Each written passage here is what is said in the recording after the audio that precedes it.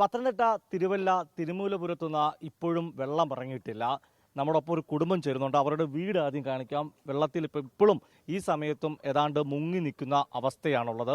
അവരുടെ വീട്ടിൽ മുഴുവൻ വെള്ളം കയറിയിരുന്നു. ഇപ്പോൾ ആ കുടുംബനാഥ നമ്മുടെ ചേരുന്നുണ്ട്. ഇവരുടെ വീട്ടിലെ പ്രശ്നമെന്ന് പറയുന്നത് നമ്മൾ കണ്ടു കഴിഞ്ഞു. വലിയ ദുഃഖത്തിലാണ് ഇവരിപ്പോൾ. അതിൻ്റെ നിശ്ചയം, മകളുടെ വിവാഹ നിശ്ചയം അടുത്തിരിക്കുകയായിരുന്നു. മേടിച്ച വസ്ത്രങ്ങളെല്ലാം നഷ്ടമായി പോയി. എന്നായിരുന്നു നിശ്ചയം? നിശ്ചയം ഈ സൺഡേ ആണ്, 12-ാം തീയതി. അത് ചെറുക്കൻ്റെ വീട്ടിൽ വെച്ചാണ്. അപ്പോൾ അതിന് വേണ്ട ഡ്രസ്സുകളും കാര്യങ്ങളും, പിന്നെ കല്യാണത്തിന് ഉടുത്തിറങ്ങാനുള്ള സാരി, അങ്ങനത്തെ 31-ാം തീയതി കല്യാണം, ഓഗസ്റ്റ് 31. എല്ലാം നഷ്ടപ്പെട്ടു പോയി. ഞങ്ങൾക്ക് ഒന്നും എടുക്കാൻ പറ്റിയില്ല. ഇനി ഒന്നേന്ന് ഞങ്ങൾ തുടങ്ങണം. അതുപോലെയുള്ള സാധനങ്ങളെല്ലാം ഫുള്ളും. ഞങ്ങളിപ്പോൾ ഇവിടെ താമസത്തിന് വന്നിട്ട് ഈ 1 വർഷമാകാൻ പോകുന്നേ ഉള്ളൂ. പുതിയ വീട് വെച്ച് ഇങ്ങോട്ട് മാറിയതാണ്. പക്ഷെ ഞങ്ങളുടെ സാധനങ്ങളെല്ലാം നഷ്ടപ്പെട്ടു. ഞങ്ങൾക്ക് ഒന്നും എടുക്കാം. ഞങ്ങൾ ഈ ഇട്ട ഡ്രസ്സ് മാത്രമേ ഉള്ളൂ ഞങ്ങൾക്ക്. ഞങ്ങൾ ഇനി ഒന്നേന്നെല്ലാം തുടങ്ങണ്ടേ. മകളുടെ കല്യാണം, വീട്ടിലെ ആദ്യത്തെ വിവാഹമാണ്. എല്ലാം പോയി.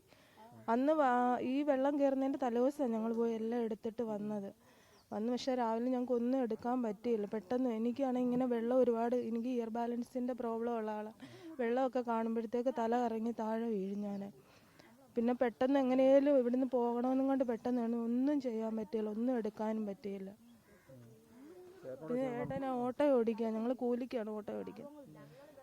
മറ്റൊരാളുടെ ഓട്ടോ ഓടിക്കും, അതിന്റെ തുകയെ കിട്ടത്തുള്ളൂ ദിവസം പ്രതിദിനം അല്ലേ? നമ്മൾ കൂലിവണ്ടി ഓടിച്ചാണ് ഉപജീവിതം കഴിയുന്നത്. കാരണം ഒരു ദിവസം ഓടിക്കഴിഞ്ഞാൽ ചിലപ്പം 1000 രൂപയ്ക്ക് പോലും നമുക്ക് കിട്ടുന്നില്ല. കാരണം ഓണർക്ക് 350 കൊടുത്തു കഴിഞ്ഞാൽ പിന്നെ നമുക്ക് വീട്ടിൽ കൊണ്ടുവരാനൊന്നും കാണത്തില്ല. പെട്രോളിൻ്റെ വിലയും ഡീസലിൻ്റെ വിലയൊക്കെ അനുസരിച്ച് നമുക്ക് ഒന്നും കൊണ്ടുവരാൻ കാണത്തില്ല.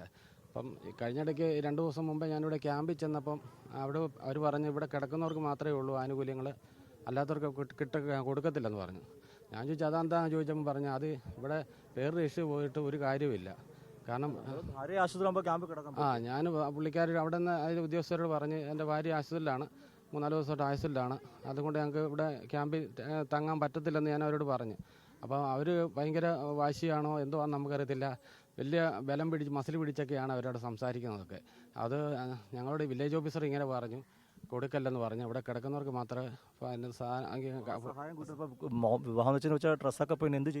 ഡ്രസ്സും കാര്യങ്ങളും എല്ലാം കംപ്ലീറ്റ് ഞങ്ങളുടെ പോയി. ഇനി ഒന്നേ തുടങ്ങണം എന്നുണ്ടെങ്കിൽ ഇനി എന്തോ ചെയ്യണം. ഞങ്ങൾക്ക് ഇപ്പം ഒരു പിടിയും കിട്ടാതെ നിൽക്കുകയാണ്, ഒരവസ്ഥയാണ്. കാരണം കൂലി വണ്ടി ഓടിക്കാൻ നമ്മളിപ്പോൾ എന്തോ എവിടെ ചെന്ന് ഉണ്ടാക്കാൻ ഇത്രയും സാധനങ്ങളെല്ലാം കൂടെ ആണ്. ലോൺ എടുത്ത് വെച്ച വീടാണത്.